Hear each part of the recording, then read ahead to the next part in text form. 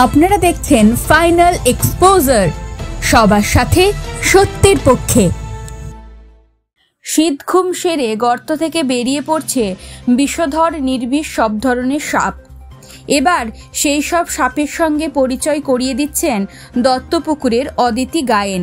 আমাদের এই বাংলার জলা জায়গায় সাধারণত একে দেখা যায় মাছ ধরতে গেলে, বা অনেক সময় পুকুরে কাদার সঙ্গে থাকে।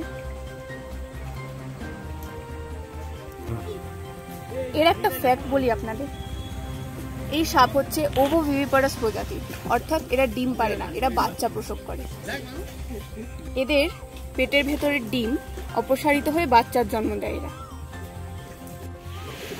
আচ্ছা, এবার প্রশ্ন হচ্ছে এরা বিষধর না নির্বিষ? এরা হচ্ছে ক্ষীণবিষ সাপ, অর্থাৎ এদের বিষ তো আছে কিন্তু এদের বিষে মানুষের কোনো ক্ষতি হয় না। বড়জোর এদের যে শিকার মাছ, ব্যাঙ, ছোট ছোট পোকামাকড় বা টিকটিকি, এদের এরা অজ্ঞান করতে পারে। এদের বীজ দাঁত মুখে খানিকটা পেছনে হয়।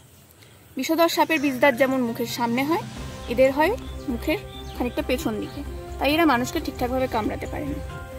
আচ্ছা, কামড়ালে কি হবে? কামড়ালে জায়গাটা একটু দপদপ করবে, একটু হালকা জ্বালা হবে, একটু ফুলে যাবে, এর থেকে বেশি কিছুই হবে না। জেলেরা মাছ ধরার সময় অনেক পায় এদেরকে।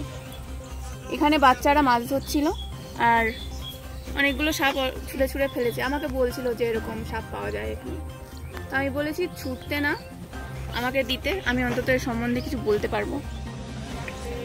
এখানে হয়ে গেছে ওদের মাছ ধরা, এবার দুজনকে নিজেদের জায়গা ছেড়ে দিই।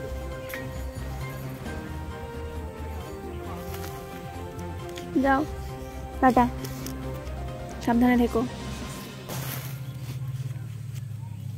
Jyotiprakash Mukherjee report, final exposure.